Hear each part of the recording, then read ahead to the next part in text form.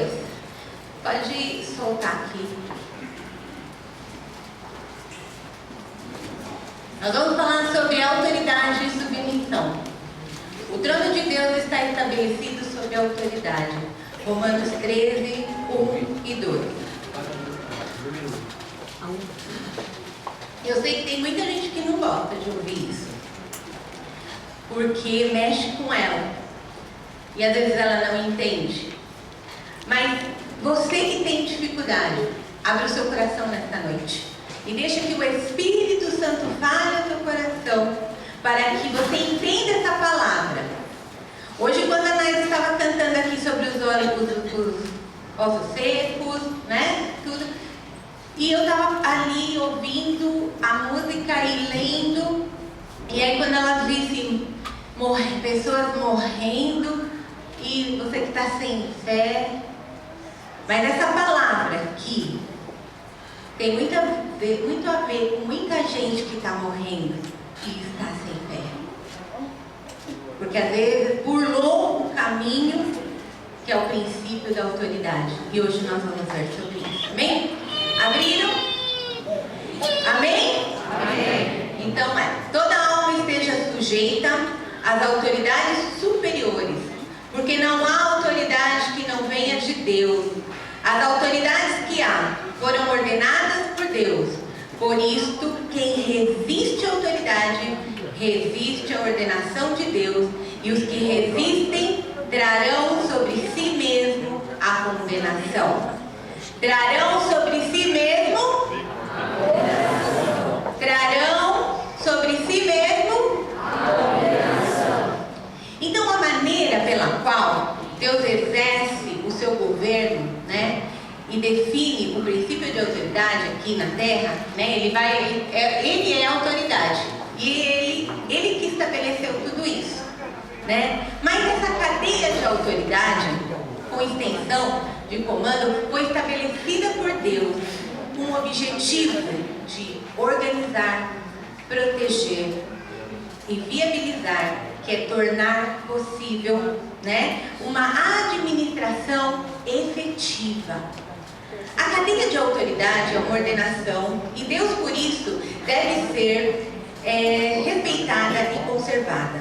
É muito importante estimularmos esse ensinamento, pois ele poupa as pessoas de muito sofrimento e castigo, que na verdade podem ser evitados. Amém? Então, peraí, deixa eu ver aqui se eu vou conseguir. Peraí, que é a primeira vez, né? O Beto já está mais craque que eu. Aonde que eu mudo? Aqui? Mudo para frente? Aí. É isso? Isso. A autoridade espiritual. O trono de Deus está estabelecido sobre a autoridade. Então, a autoridade de Deus representa o próprio Deus. Deus sustenta todas as coisas pela sua autoridade. Então, a palavra autoridade não quer dizer autoritarismo. A gente confunde isso. Não é verdade? A gente confunde autoridade, poder, com autoritarismo, né? Então, por exemplo, a gente vai dar um exemplo de autoritarismo. Hitler foi um camarada autoritário. Ele mandava matar, ele mandava acabar com tudo, tinha que ser como ele queria. Então ele era autoritário. Ele tinha abuso de poder, ele abusava desse poder. Mas Deus não é assim. Ele é a própria autoridade, é diferente. E ele é amor também.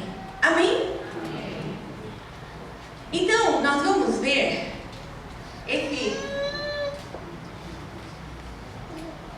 Peraí, será que eu passei? Não.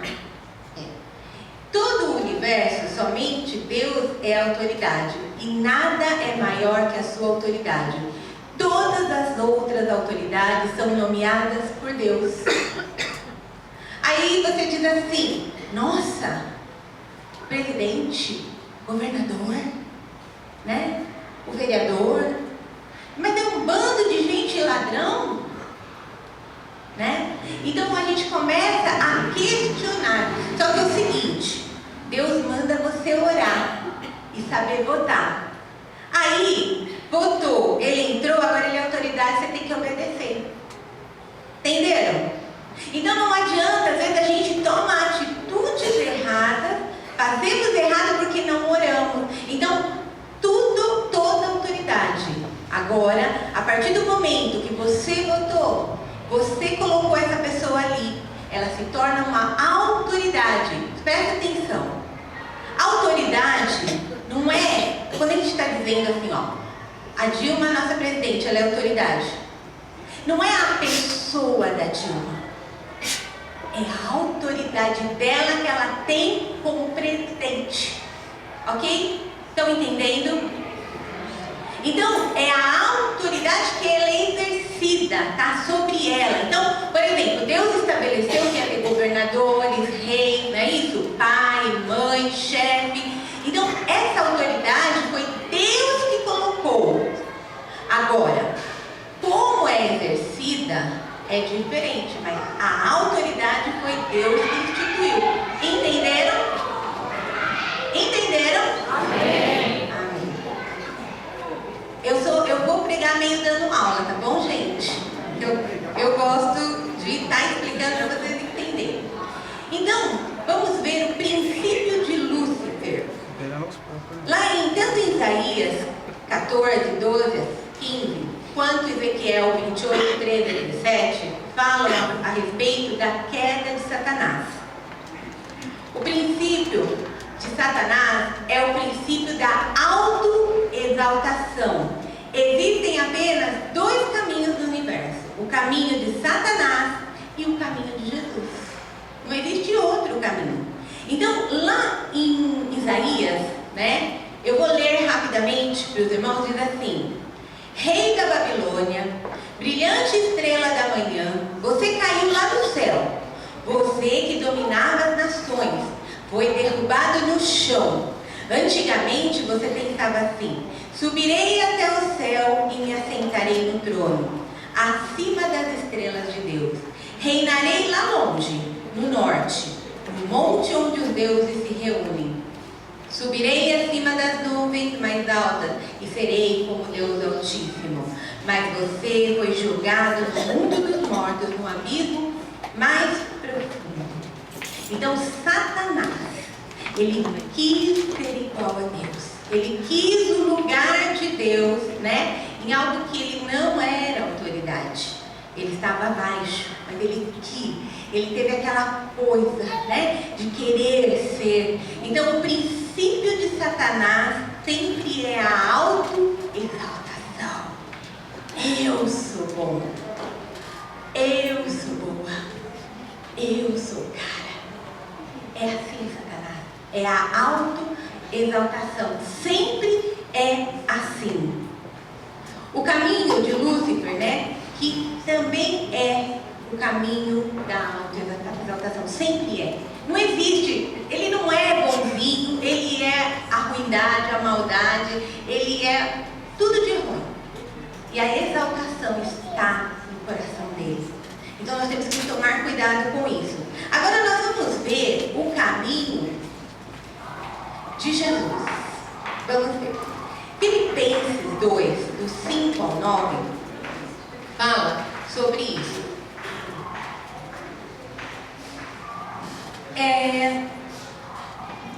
Eu não marquei aqui, mas eu vou ler rapidamente só um apanhado desse versículo, que é o que está aqui. Jesus, sendo Deus, não usurpou ser igual a Deus. Antes esvaziou a si mesmo e assumiu a forma de servo, morrendo morte de cruz. Abandonou sua glória, mas recebeu um nome acima de todo nome e um trono sobre todo o universo. Amém? Jesus é lindo mesmo, né?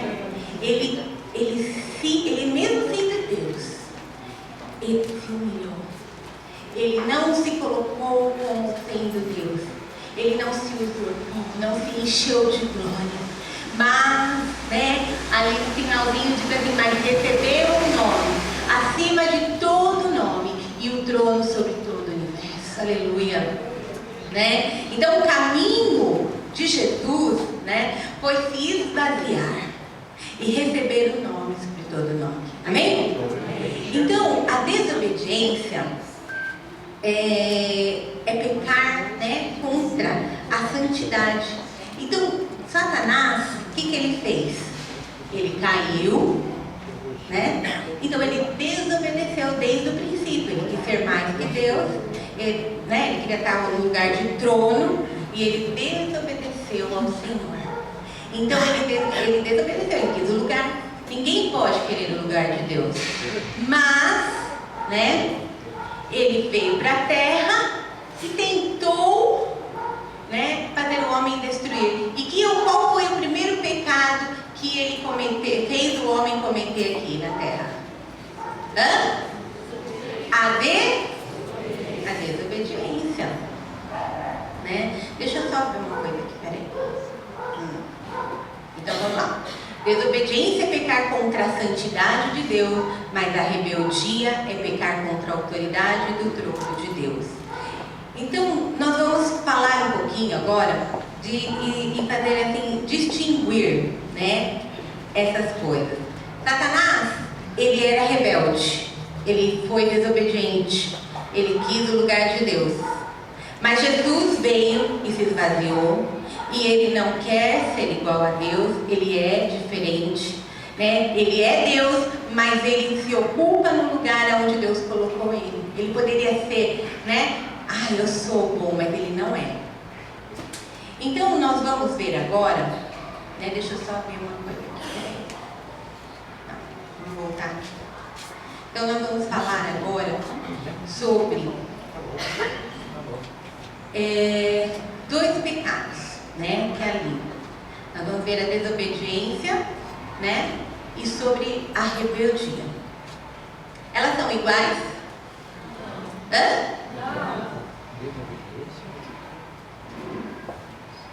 Desculpa, irmãos, eu tenho que beber água porque eu fico com a boca seca. Não sei se eu vou tomar toda a água, não. Mas obrigada. Então vamos lá. Precisamos distinguir as duas coisas: pecar contra a santidade de Deus e contra a autoridade do trono de Deus, né? Não é muito difícil, né, ser perdoado quando pecamos contra a santidade de Deus. Mas é uma coisa séria quando pecamos contra o trono de Deus. Eu vou explicar para vocês o que eu estou falando. Tocar na santidade de Deus é algo relativamente simples. É óbvio que todo pecado é sério. Não existe pecadinho e pecadão, ok? Quem pensa assim, mas eu só falei uma mentirinha, eu só peguei uma caneta, não, mas eu só pensei. Para o Senhor, todo pecado, desde uma caneta que você rouba a um banco, é pecado.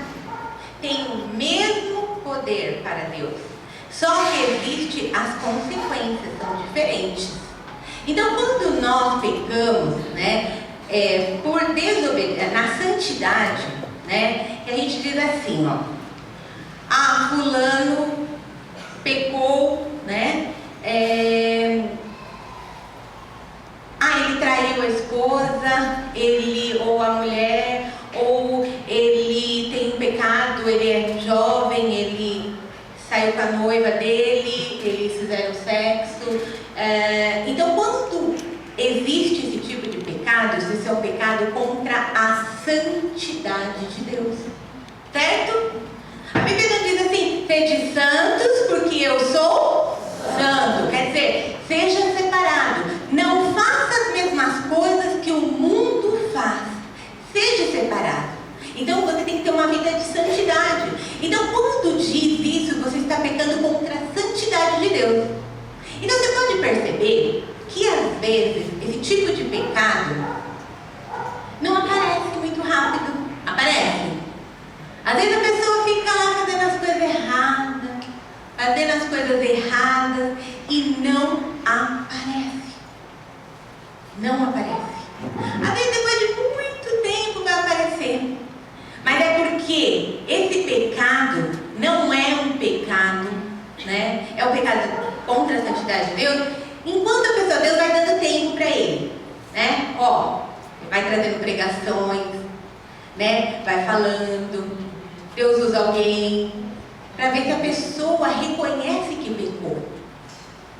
Mas a pessoa vai ficando ali, quietinha, e continua indo na igreja e pecando. Aí, mas Deus é paciente. Então ele vai demorando, e ele fica: filho, se arrepende. Filho, se arrepende. E o filho não se arrepende. Então, quando o filho não se arrepende de verdade, aí o Senhor deixa trazer tudo à tona, o pecado dessa pessoa, para que ela realmente seja tratada. Amém? Estão entendendo? Isso é o pecado contra a santidade. Aqui nós não estamos dizendo que é para você pecar, tá? Não é para você pecar. Aqui eu estou explicando, para mim entrar agora, como é pecar contra a autoridade do trono. Agora. Então o que acontece?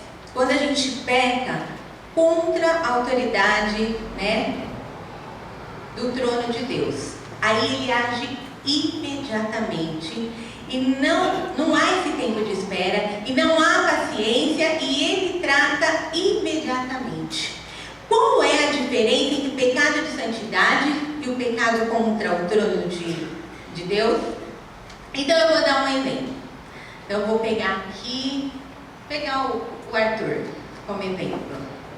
De repente, nós estamos aqui no encontro, estamos trabalhando, de repente é uma conferência, é algo muito importante, e eu chego para ele e digo assim: Arthur, você vai ficar responsável pela limpeza do banheiro.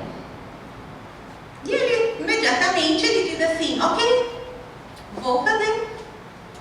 Né? Mas então, durante todo esse congresso que tiver aqui, todo esse evento, você vai ficar responsável. Então o Arthur pega o rodo, pega os panos, pega o balde, pega tudo e vai lá pro banheiro. Chegou lá no banheiro, quando ele olha o estado do banheiro, ele fala assim: ixi, isso não é pra mim não. Isso não é pra mim. Aí ele pega e desiste, deixa as coisas lá e sai. Ele desobedeceu? Sim? Sim, porque ele disse que ia fazer, eu pedi e ele não fez, ok? Agora eu vou contar uma outra situação. Aí eu chego, né, e falo pro John: John, peço para ele fazer a mesma coisa. Só que o John vem diferente. Eu cheguei para ele e disse para ele, e ele foi lá e fez. O John não. O John age diferente. Quando eu chego para ele já faz totalmente, né, diferente que eu pedi. Eu falo assim: você já foi limpar o banheiro? Você pode ir lá limpar o banheiro para mim, assim, né? Como eu fiz com ele. Ele vai olhar para mim e diz assim: por que eu tenho que limpar o banheiro? Não tem mais ninguém aqui nessa igreja para limpar o banheiro, não? Mas por que você não vai limpar? Vai você. Não é você que ensina? Não é você que é serva? Vai lá, vai você.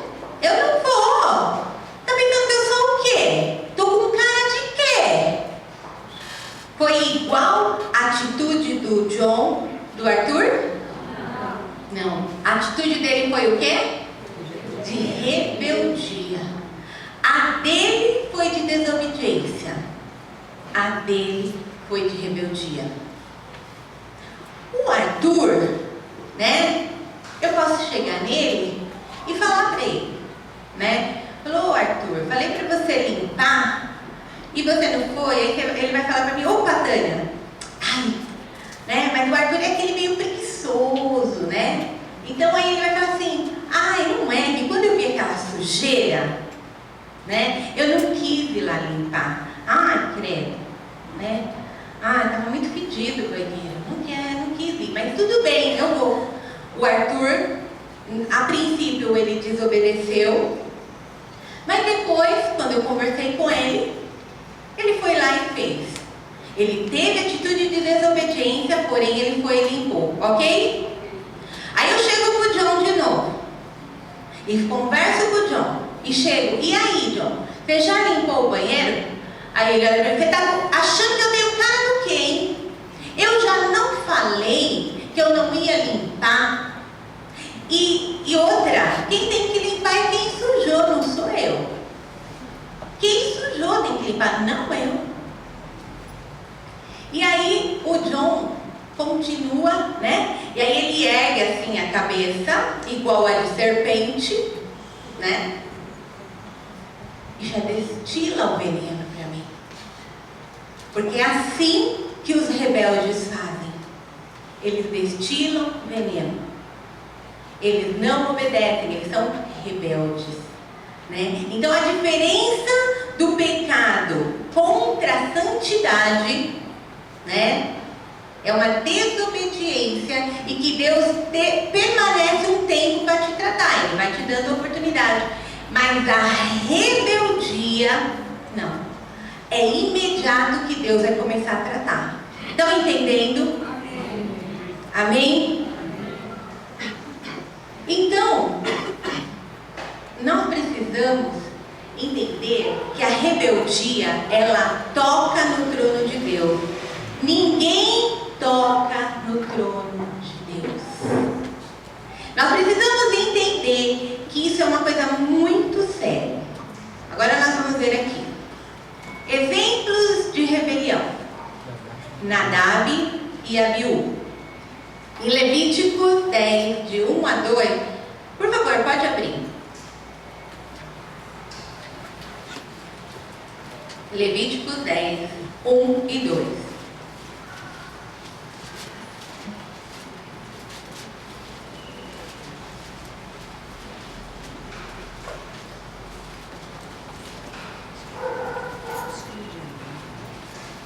Amém? Acharam? Amém.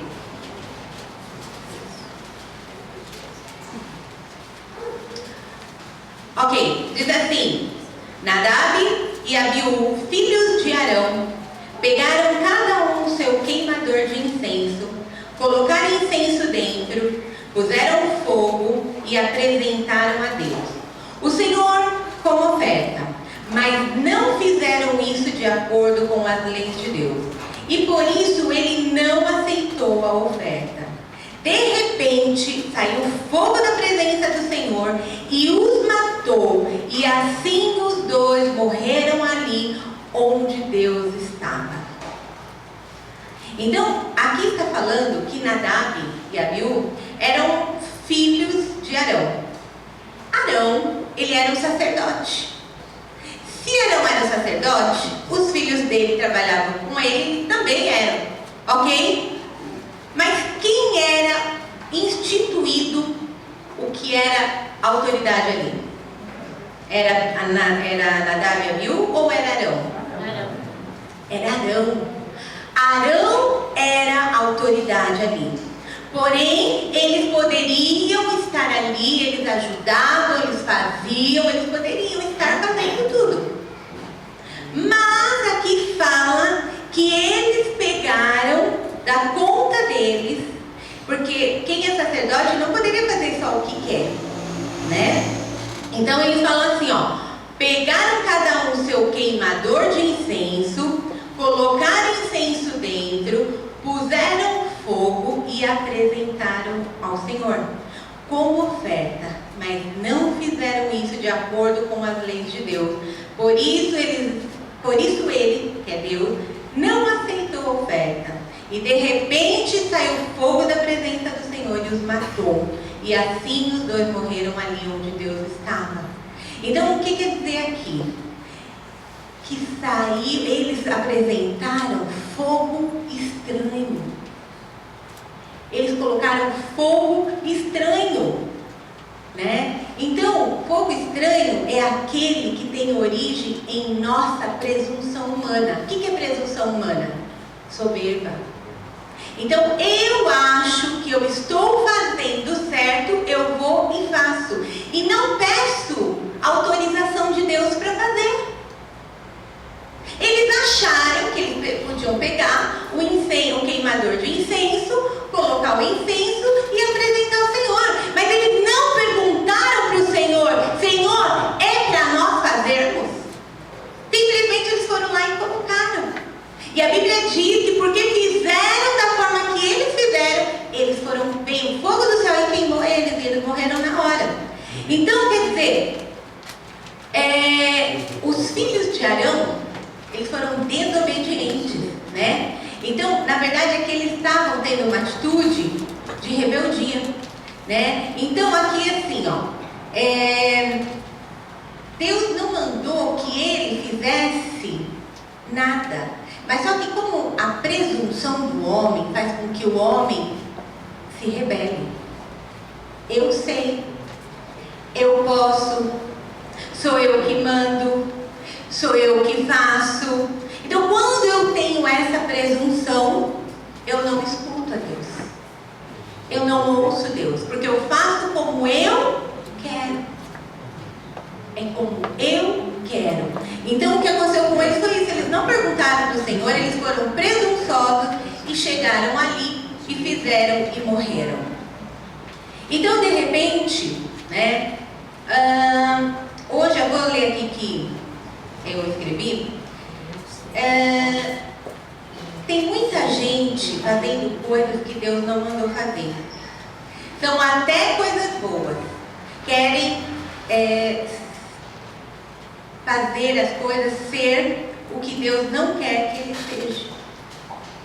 De repente, a pessoa quer ser um pastor, ela quer ser um missionário, ela quer ser um professor, ela quer ir fazer as coisas, mas Deus não chamou para fazer isso. Tem gente que põe a mão na própria cabeça e se intitula pastor, e se intitula missionário, mas Deus não chamou. Deus não chamou, Ele chama. E quando Ele chama e Ele dá ordem, não se torna fogo estranho, se torna do Senhor, porque Ele deu a ordem para fazer. Mas acontece que todas as vezes que a gente quer fazer as coisas do nosso jeito, da nossa maneira. Por exemplo, eu digo assim, chega alguém para mim e fala assim: bem, como aqui é a igreja em célula, eu vou montar uma célula na minha casa. Aí a gente chama e diz assim: irmão, mas calma aí, não é assim. Vamos ver direitinho, né? O irmão já fez o curso, o irmão já fez as coisas, tudo como a igreja pede. Não, mas Deus mandou eu fazer. Você está dizendo que eu não posso? Se Deus disse que eu posso, eu posso. Isso vai ser fogo estranho, é rebeldia. Você fazer o que Deus não mandou você fazer é rebeldia. E fogo estranho vai trazer consequência na sua vida. Às vezes tem pessoas que chegam pra gente, né, criticam e dizem assim: olha, isso não é pessoal, tá? Eu vou dar de exemplo que já aconteceu, mas não é pessoal aqui, não estou pensando em ninguém, tá? Está sendo gravado ali, então... Às vezes muitos jovens chegam pra gente e dizem assim: ai, olha, a gente podia fazer um sopão e dar lá pro pessoal que está com fome, podia fazer tal coisa assim, podia fazer aquilo outro, porque a igreja não sai evangelizando, porque ninguém está evangelizando e tal. Começam a criticar nós. E muitos saem e fazem. Não estou dizendo que alguém da igreja fez, mas eu estou dizendo que muitos saem e fazem. Eu converso com gente de outras igrejas também. E eles saem. E eles vão fazer. Mas a visão da sua igreja não é essa. Então ele vai sair, ele vai fazer fogo estranho. E ele vai trazer problemas para a vida dele. Nós temos que entender que se eu sou dessa igreja, Batista dos Povos. Meu pastor é o Adalberto de Freitas, que coordena toda a igreja. E a linha que ele diz para que nós sigamos seja essa, eu tenho que seguir essa. Amém? Fora disso, eu tenho que consultá-lo e perguntar: pastor, eu posso fazer isso? No meu coração, Deus, o Senhor colocou, pastor, que eu deveria fazer tal coisa. Aí o pastor, né? Se for de Deus, Deus vai falar no coração do seu pastor, tá? É um segredinho que eu vou contar para você. Se você tiver algo no seu coração que você queira muito fazer, né? Não faça sair fazendo nada. Chega nele e fala: pastor, eu tive uma vontade de fazer isso. O que o irmão acha? Se ele disser assim para você: ok, querido, se eu conheço meu marido, ele vai dizer assim: tá bom, eu vou ver. Eu vou orar, eu vou pensar, né? Eu vou analisar. Talvez ele vai ficar com você, ele vai te dar outras ideias, ele vai falar. Mas se ele não autorizar você a fazer, não vá. Porque o que vier vai ser pouco estranho sobre a sua vida. Então nós temos que tomar cuidado. Agora, por quê? Porque o fogo estranho, né? Ele vem de presunção humana. É aquela coisa assim: eu sei, eu posso, eu quero e eu faço. Nós temos que mudar isso na nossa vida. Amém? Então, o trabalho, ele deve ser uma coordenação de autoridade. Deus havia estabelecido Arão como sumo sacerdote e seus filhos sob a sua liderança. Observe que Levíticos 8 e 9 fala o tempo todo de Arão e seus filhos. E quando os filhos resolveram oferecer sacrifício fora da coordenação do pai, aquilo se tornou um fogo estranho.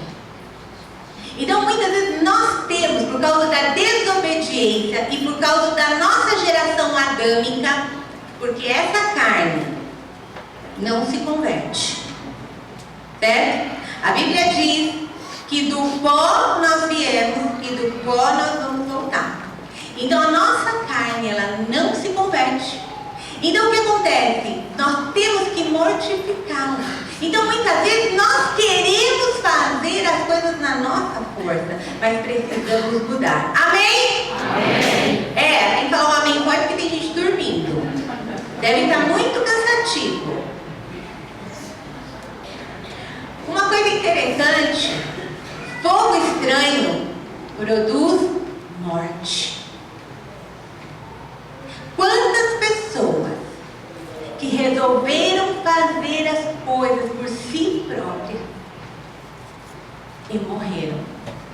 Nós não estamos falando de morte física, nós estamos falando de morte espiritual. Muitos até morrem fisicamente, porque saem fora do plano de Deus e trazem doenças para o seu físico e acabam morrendo. Tudo existe uma consequência, porque a Bíblia diz: tudo que o homem plantar, ele vai colher. Amém? Amém.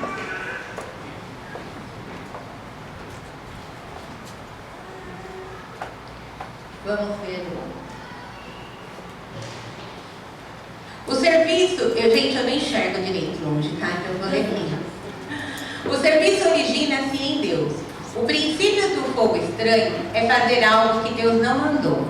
Fogo estranho produz morte, a consequência imediata da rebeldia é a morte. Qualquer que serve a Deus sem discernir a autoridade oferece fogo estranho. Tá claro isso? Os irmãos entenderam? Tudo que eu faço, né, sem a autorização de Deus, é fogo estranho. Tudo que eu faço sem a autorização de Deus. Agora, vamos ver aqui. Agora nós vamos falar, em Números 12, fala sobre Arão e Miriam. A autoridade é dada por escolha de Deus. Arão e Miriam eram mais velhos que Moisés. Na família de Moisés deveriam estar submissos a ele.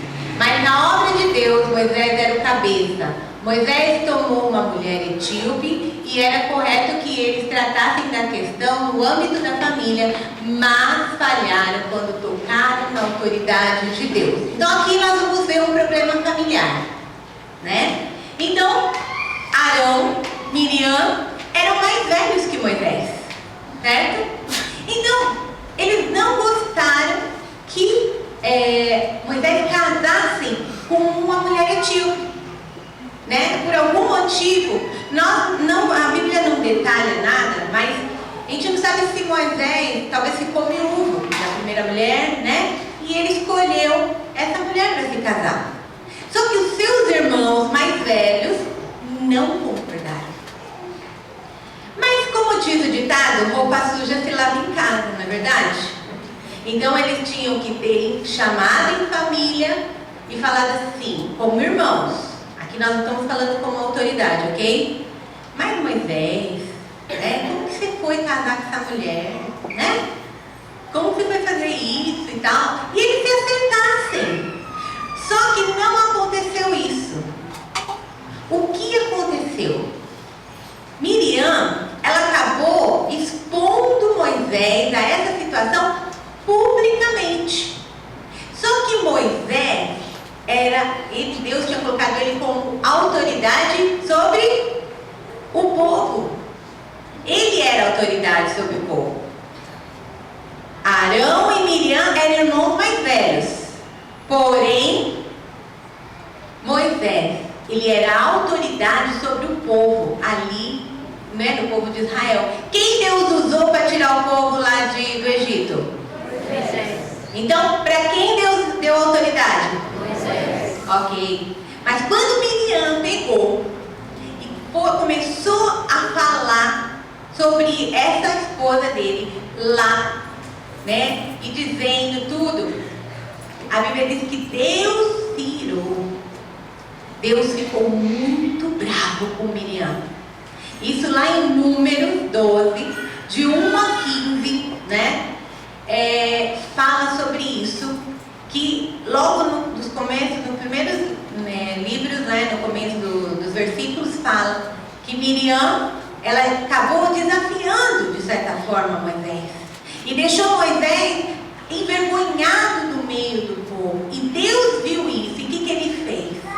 Na mesma hora, eles ficaram brancos. Miriam ficou branca de lepra. Na hora ela ficou branca de lepra.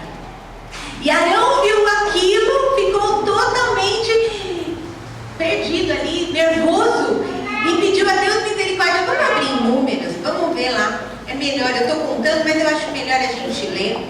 Números capítulo 12.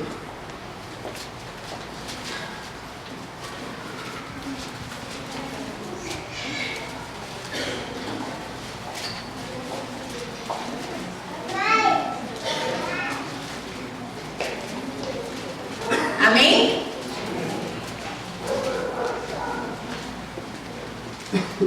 Posso ler? Todo mundo já abriu? Então vamos lá.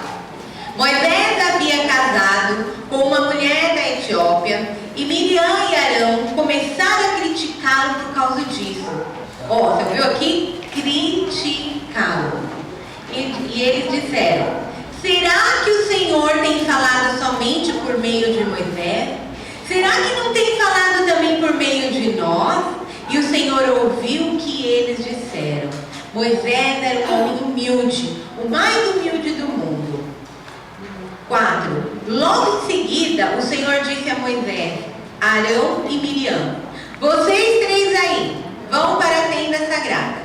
E eles foram.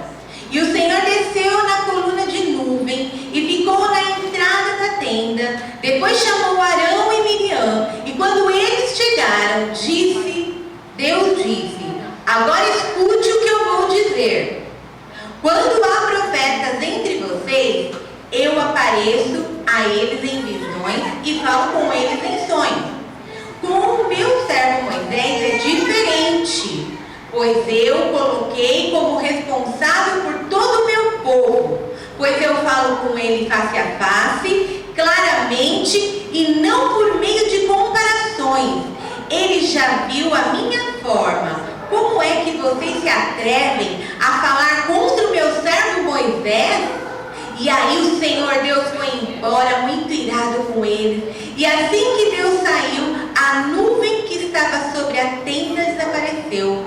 No mesmo instante, Miriam foi atacada por uma terrível doença da pele e que ficou branca como a neve. E Arão olhou para Miriam e viu que de fato ela estava atacada por aquela doença.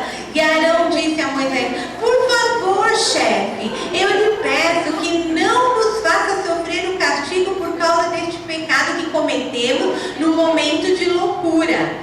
Não deixe que Miriam seja como um aborto que nasce com metade do corpo destruído. Então Moisés orou assim a Deus, o Senhor: ó Deus, eu te peço que a cures. E o Senhor respondeu a Moisés: se o pai de Miriam tivesse cuspido no rosto dela, ela teria ficado humilhada durante 7 dias. Então que ela seja expulsa do acampamento e fique lá fora por 7 dias, depois será trazida de volta. E assim Miriam ficou 7 dias fora do acampamento, e o povo não partiu dali enquanto ela não foi trazida de novo para o acampamento. Amém? Olha como que é sério. Porque Miriam, não é porque ela era irmã de sangue que ela tinha autoridade para criticar o seu irmão. Ela não tinha. Ela tinha que ter ficado quieta. Mas não, ela criticou, falou e ficou leprosa. Né? E toda doença de lepra é distanciada, pessoas. Então, você ter uma atitude, né, de rebeldia, né, que nesse caso de Miriam foi uma rebeldia, ela ficou leprosa. E toda vez que nós temos, nós ficamos leprosos. Nós ficamos leprosos espiritualmente. Muitas vezes ficamos tão leprosos porque assim ficamos distantes das pessoas. Ficamos sozinhos. Sabe aquela pessoa que não concorda com nada na igreja? Não concorda porque o culto começou 6 horas, que começa às 7. Se o culto acaba às 8h30, tem que acabar às 8. Se cantou tal música, quer que canta outra. Tudo que faz na igreja reclama. Se a gente chama a atenção do povo, reclama. Se o povo fica andando pela igreja, que a gente fala, reclama. Tudo. Porque fez isso, porque fez aquilo, porque fez aquilo outro. Nós temos que tomar cuidado. Por quê? Porque uma pessoa assim, ela está leprosa. Vocês estão me entendendo? E a pessoa leprosa, ela anda sozinha. Cuidado. Uma pessoa muito isolada, viu? Sabe essas pessoas que ficam no nosso meio? Você pode ser membro daqui. Talvez como tem muita gente, eu não consiga ver. Mas se você estiver muito isolado, muito sozinho, não participa de célula, fica pelos cantos, ou você faz um grupinho para você particular, toma cuidado. Porque isso vira serpente. Serpente não anda em bando. Ela anda sozinha. Ela não se agrupa. Então nós temos que tomar muito cuidado com isso. Vocês estão me entendendo? Amém? Então, nós estamos falando vamos lá. Então, nós estamos falando aqui que rebeldia produz lepra. E imediatamente, né, como nós já vimos aqui, e é aquilo que eu falei, andam em rebeldia, normalmente estão isolados. Eles não fazem parte de nenhum grupo. Não fazem nada. Eles são os opostos da igreja. Se a igreja caminha para a direita, ele anda para a esquerda. A igreja está fazendo célula, ele está fazendo cultinho por aí. Se a igreja está com um projeto de algo diferente, ele está com outro. Então, e essa pessoa que é rebelde, ela produz lepra e ela sempre está isolada. Como nós podemos agir diferente nisso? Quando nós entendemos que temos autoridade sobre nós e tudo que vamos fazer nós comunicamos. Vocês estão entendendo? Amém? Porque o que acontece? Toda pessoa rebelde, ela não quer estar debaixo de submissão alguma.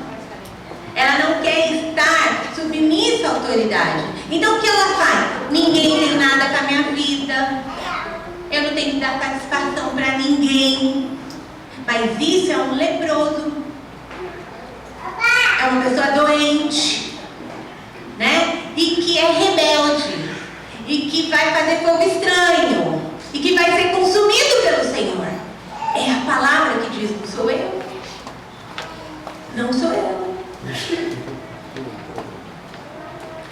Então vamos ver agora, ver aqui, a rebeldia para o mover de Deus, não é? É de parar, está com acento, né? É de parar. Então, rebeldia para o mover de Deus.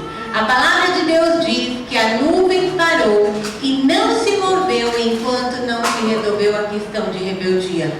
Enquanto Miriam não ficou sendo tratada lá uma semana por Deus, a nuvem ficou parada ali. E o povo não pôde caminhar, não pôde prosseguir o caminho. Então, todas as vezes que existe o pecado de rebeldia na igreja, a glória de Deus para. A nuvem fica parada e não acontece nada no meio da igreja. Porque existem corações rebeldes que não aceitam isso, não aceitam aquilo e ficam criticando porque o pastor é isso, que o pastor é aquilo, e assim vai. Queridos, vocês estão mexendo no trono de Deus. Lembra que eu falei do pecado, né? De um pecado e de um outro pecado. Então, aquele primeiro pecado chama como?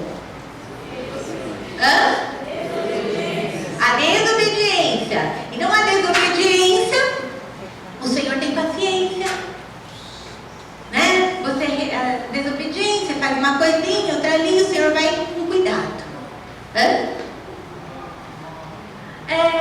E aí ele vai lá e ele fica, né? Filho, acorda. Usa a palavra, Bíblia. E vamos lá, e fala, usa um outro. Mas ele tem toda a paciência de te corrigir, né? Ele tem toda a paciência. Mas quando se trata de mexer no trono de Deus, que é a rebeldia, ele para a obra de Deus na igreja. Ele vai parar a célula, ele vai parar o trabalho aqui, ele vai parar o louvor, ele vai parar tudo. Por quê? Porque tem que ser tratado. Porque tem que ser tratado. Deus, ele tem pressa, sabe por quê? Porque Satanás, deixa eu contar um segredo para vocês. Satanás, ele é assim. Você pode pregar, você pode falar de Jesus, você pode ensinar, você pode ganhar outras pessoas, você pode fazer tudo. Isso não para a ação de Satanás na sua vida. Isso não vai parar. Agora, se você for submisso a Deus, ao seu líder, ao seu pastor, ele para na sua vida. Tudo que vem contra você é paralisado. Amém? Porque Satanás, como ele é rebelde, ele implanta isso no ser humano. Então o ser humano tem dificuldade de ser submisso. Ele não quer obedecer à autoridade. Ele não quer. Então o que ele faz? Ele faz com que o quê? A pessoa seja rebelde. Você vê uma coisa que é muito comum no nosso meio? Muito, muito comum mesmo. É quando, por exemplo, aconteceu algo. E a gente diz assim: fulano, chama lá o irmão que eu preciso falar com ele. E o irmão fulano fala assim: eu não vou. Eu não vou. Não, irmão, mas é rápido, o pastor só quer falar uma palavrinha com você. E ele diz assim: não, eu não vou. Eu não quero. Isso é rebeldia. Isso é rebelião. Isso tem que pecado na sua vida. Amém?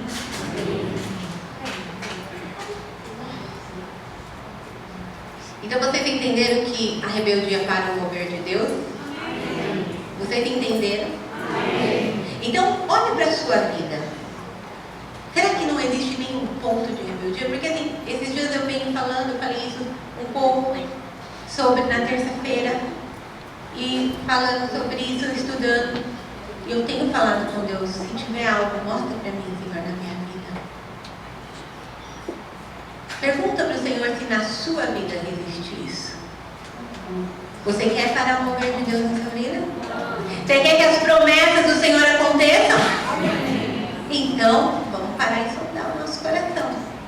E ver se não existe uma raiz, né? Porque assim, desobediência é uma coisa, e vamos tratando para não sermos desobedientes, mas rebeldia é algo muito pior. Então agora nós vamos falar de um outro caso bem sério na Bíblia, que fala sobre a rebelião de Datã, de Coré e Abirão. Vamos abrir a Bíblia em Números 16?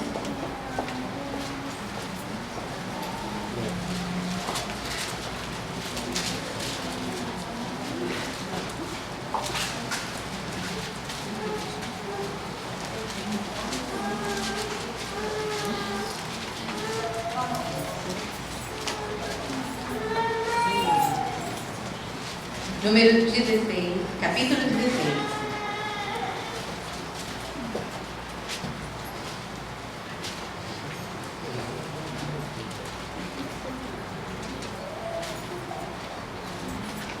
Acharam? Então vamos lá. Tem tradução que é Coré e Corá, mas é a mesma coisa. A revolta de Coré, Datã e Abirão. Coré, filho de Zar, do grupo de famílias levitas de Coate, teve o atrevimento de se revoltar contra Moisés. Ele se juntou com 3 homens da tribo de Ruben. 2 deles eram filhos de Eliabe e se chamavam Datã e Abirão. O outro era um filho de Pelete. E Coré também chamou mais 250 israelitas de fama, que eram líderes escolhidos pelo povo. Eles foram juntos falar com Moisés e Arão e disseram: agora chega! Todo o povo pertence a Deus, o Senhor, cada um deles é de Deus, e o Senhor está no meio deles. Então, por que vocês querem mandar no povo de Deus? Quando Moisés ouviu isso, ajoelhou-se, encostou o rosto no chão e disse o seguinte a Coré e todos os seus seguidores: amanhã cedo o Senhor Deus nos mostrará quem é dele e quem foi separado para os seus serviços. Deus fará com que chegue até o seu altar aquele a quem ele escolheu. Amanhã cedo você e os seus seguidores pegarão os queimadores de incenso, colocarão brasas e incenso neles e os levarão para o altar. Então veremos qual de nós o Senhor escolheu. E agora chega, levitas. Moisés disse também a Coré: agora escutem, levitas. O Deus de Israel os separou do resto do povo para poderem chegar perto dele, para fazerem o seu serviço na tenda do Senhor e para realizarem a cerimônia em favor do povo. Será que isso não basta para vocês? Deus deu a vocês, todos os outros levitas, esse privilégio. E agora vocês estão querendo também ser sacerdotes? Quando vocês reclamam contra Arão, na verdade é contra o Senhor, que você e os seus seguidores estão se revoltando. Então Moisés mandou chamar Datã e Abirão, filhos de Eliabe, mas eles responderam aos mensageiros: nós não vamos. Vamos parar aqui um pouquinho. Quem eram eles? Datã, Coré e Abirão. Eles eram levitas, certo? Quem era levita? Aquele que cuidava da casa do Senhor, né? Então eles tinham uma tarefa, né, de cuidar. Só que eles tinham um coração rebelde. Então eles ficavam nervosos, né? E eles estavam revoltados e eles estavam contra Arão, né? E Arão estava junto com Moisés. Arão era o sumo sacerdote, Moisés era o líder, e eles estavam no grupo ali contra. É mais ou menos assim. Vamos dar um exemplo. Nós estamos aqui, estamos todos divididos em grupos de células. Não é assim? Lá naquela época era tribo.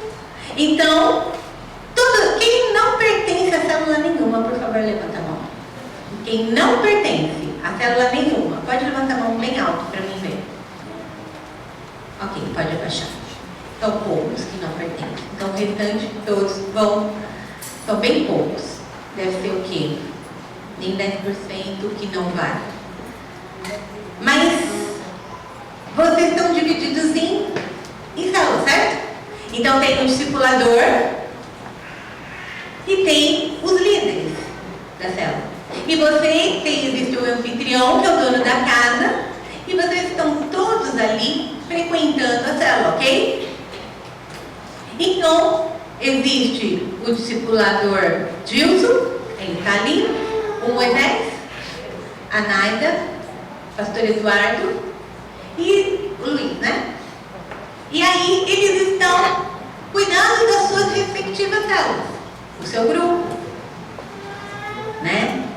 Mas o que representa isso dentro do que nós estamos falando? De repente, pastor Adalberto dá uma ordem e diz assim para os discipuladores: olha, nós vamos fazer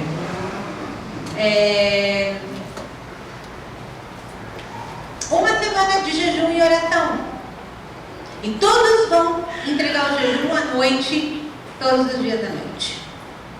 Amém? Entenderam? Aí, o que acontece? De repente, o Gilson, o pastor Moisés e o pastor Eduardo, não estou dizendo o que está acontecendo, tá, gente? Só estou dando exemplo para ficar claro.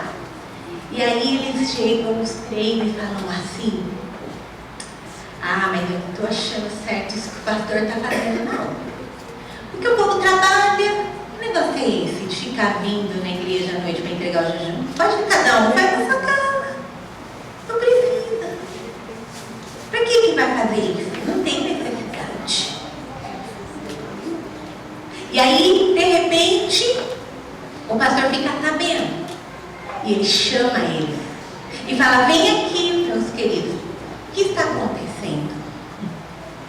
E aí ele diz, os três diz assim: todo mundo aqui serve a Deus, todo mundo aqui é de Deus, e por que tem que ficar seguindo as suas ordens assim?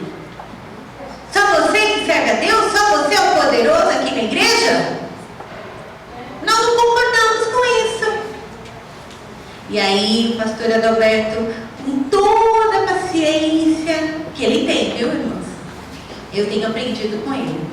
Eu falo que eu, assim, muitas coisas eu tenho me espelhado nele, porque eu falo assim que ele tem uma paciência muito grande, que a minha já era bem mais curta, né? Eu já queria fulminar. Ele não, ele vai todo calmo.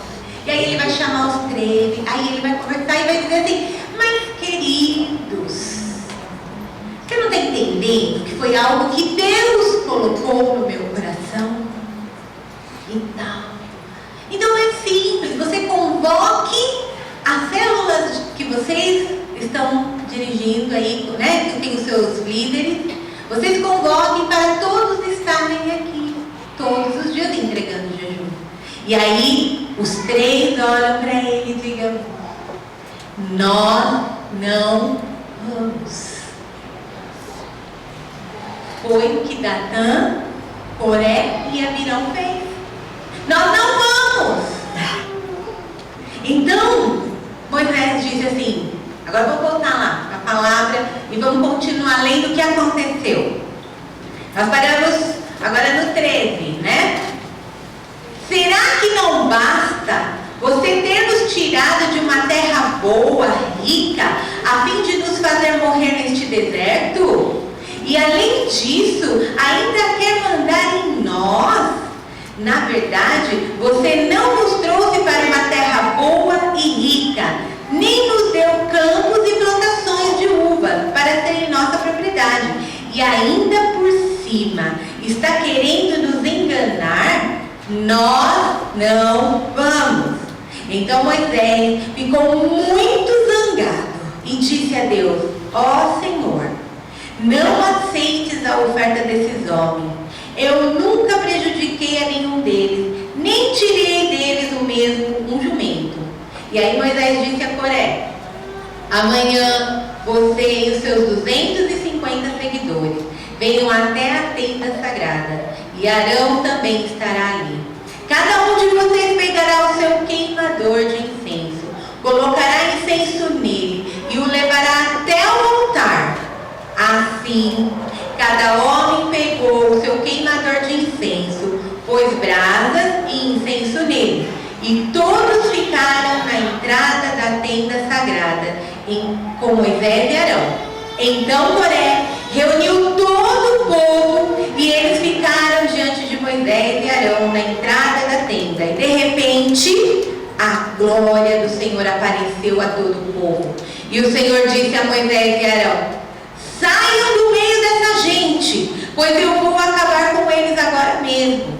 Mas Moisés e Arão se ajoelharam, encostaram o rosto no chão e disseram: ó Deus, tu dás vida a todos. Será que por causa do pecado de uma só pessoa vais ficar irado com todo o povo? Então o Senhor respondeu a Moisés: diga ao povo que saia de perto das barracas de Coré, Datã e Abirão. E aí Moisés saiu, e junto com os líderes do povo foi para onde estavam Datã e Abirão. E Moisés disse ao povo: afastem-se das barracas desses homens maus e não toquem nada que seja deles, senão vocês também serão destruídos por causa dos pecados deles. Estão acompanhando? Amém? Aí o povo se afastou das barracas de Coré, Datã e Abirão. Datã e Abirão saíram e ficaram na entrada da sua barraca com as suas mulheres e filhos. Então Moisés disse ao povo: eu vou dizer como vocês vão ficar sabendo que não fui eu quem resolveu fazer tudo isso. Fiz todas essas coisas porque o Senhor mandou.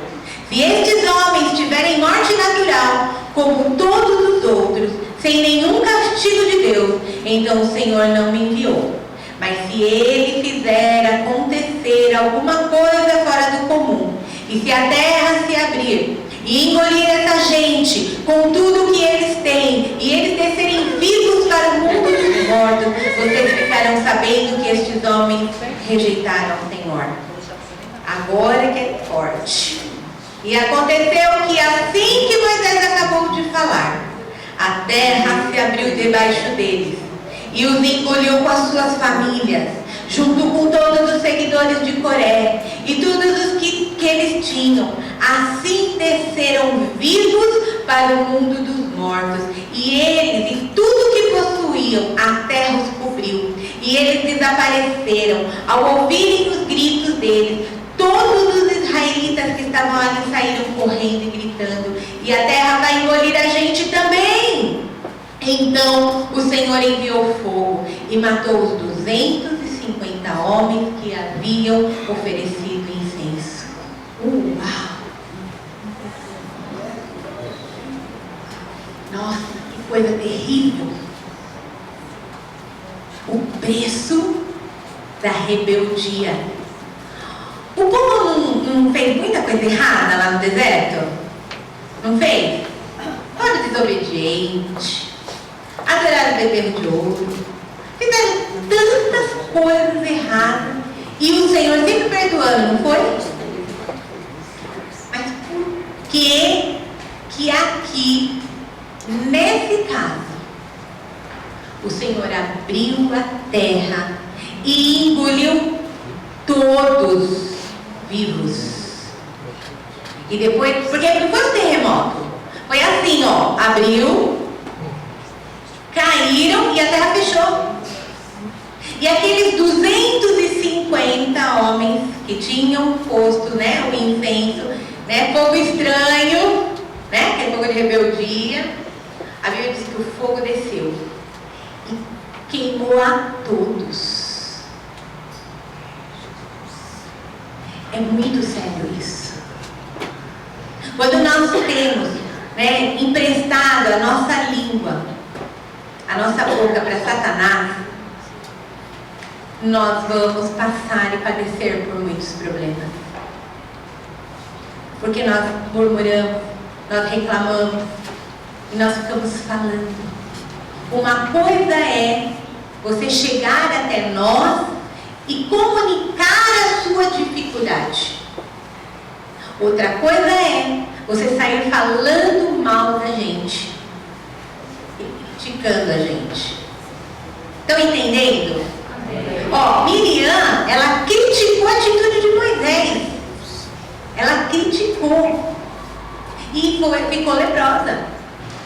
Aqui, ele tem uma atitude de rebelião, de não obedecer. Moisés disse, vamos, né? Ele disse, não vamos.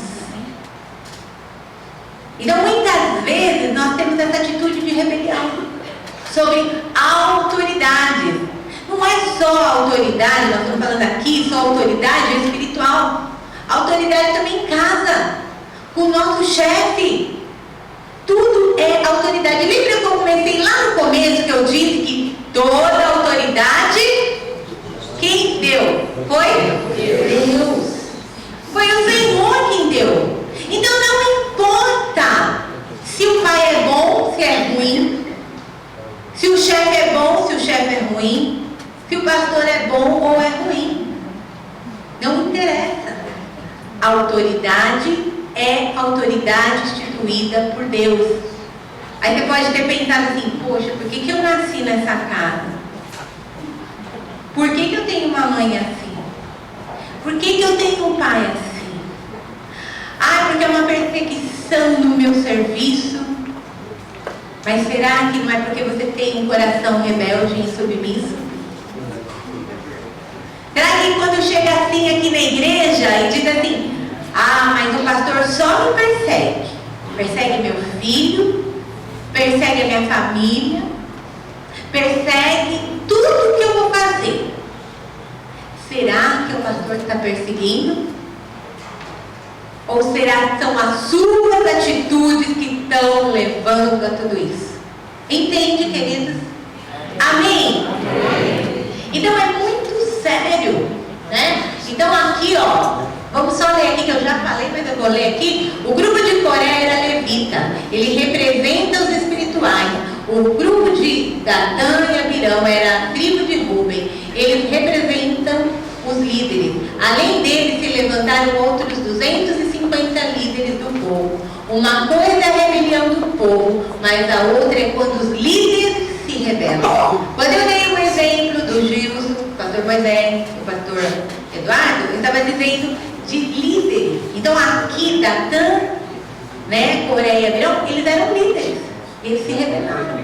A mesma coisa que se você é um líder de célula e você também não respeita o seu discipulador, né? Se você é líder de alguma área da igreja, seja qual ela for, mas você não respeita a liderança que está em cima de você. E também não adianta, queridos, falar assim, sabe aquela coisa assim? Não, pastora, eu te obedeço na minha frente, mas por trás não obedece nada, fala mal de mim, enche o coração das pessoas. Você sabia que rebelião é contagiosa? É. Como lepra é contagioso, rebelião também é contagioso. Então nós temos que tomar muito cuidado com isso. A rebelião, ela procede do Hades. O Hades é o próprio inferno. Então, o que está dizendo? Observe que a terra se abriu e devorou todos eles vivos. E Deus havia tolerado a dúvida e a tentação, mas não pode suportar a rebelião. Então, quando você é rebelde, você abre a porta do inferno. Quando Jesus fala assim, ó, as portas do inferno não prevalecerão contra a igreja do Senhor. Ele está dizendo isso, que quando nós somos submissos à autoridade, o inferno não prevalece sobre a sua vida. O inferno não tem poder sobre a sua vida, porque você é obediente, você é submisso. Então, nós precisamos entender que a porta de rebeldia na nossa vida, né, abre porta do inferno para a gente. E como eu falei, a rebelião ela é contagiosa. Em Números 16, né, temos duas rebeliões. Nos versos de 1 a 40, temos a rebelião dos líderes. E dos versos 41 a 50, temos a rebelião de todo o povo, né? O espírito de rebelião é contagioso. Sabe por quê? Quando a gente continua lendo aqui, o povo faz, ó, você viu? Deu aquele medão, né? Abriu a terra, todo mundo ficou apavorado, entrou dentro, e aí depois aconteceu tudo aquilo, todo mundo medroso, morrendo de medo e tal. Passou, todo mundo foi dormir, descansou. No outro dia, o povo começou a falar que eles eram culpados de matar o povo de Deus. Por quê? Porque rebelião contagia. Não tem um ditado que diz assim: dizes com quem tu andas, que eu direi quem tu és? Não tem? Então, se você anda com pessoa rebelde, você vai ficar rebelde. Se anda com gente desobediente, você vai ficar desobediente. Anda com pessoa que fala mal dos outros, você vai ficar falando mal dos outros. Por quê? Porque nós temos que ser separados. A Bíblia diz que nós temos que ser santos, porque eu sou santo, o Senhor diz. Santos é ser separados. Então, se alguém fala mal, você não tem que falar mal. Então, nós temos que tomar muito cuidado, né? As pessoas, às vezes, te inflamam contra nós. E a gente não está nem sabendo. Nós não estamos nem sabendo do caso. E as pessoas estão falando. E aí você está sendo contaminada e a porta do inferno está abrindo para você. Vocês estão entendendo como é sério isso? O princípio de autoridade vai chegando até a rebelião. Se você quebra o princípio de autoridade, vai chegar na rebelião. Então nós precisamos, como igreja, entendermos que se nós temos um coração disposto a obedecer, um coração diferente, nosso coração não vai nunca ter lugar para a rebelião. Entendam, o pecado da desobediência, o Senhor tem paciência para tratar. Pecado de rebeldia é na hora. E a glória do Senhor para na igreja. É muito sério. Então nós precisamos ter um coração aquebrantado. Porque todo o princípio de autoridade foi dado por Deus. Vamos ler aqui em Romanos, que nós lemos, né? Romanos, capítulo 13, versículo 1 e 2. Toda alma esteja sujeita às autoridades superiores, porque não há autoridade que não venha de Deus. As autoridades que há foram ordenadas por Deus, por isso quem resiste à autoridade, resiste à ordenação de Deus, e os que resistem trarão sobre si mesmo, muito baixo, trarão sobre si mesmo condenação. Aconteceu tudo isso com esse povo que nós falamos.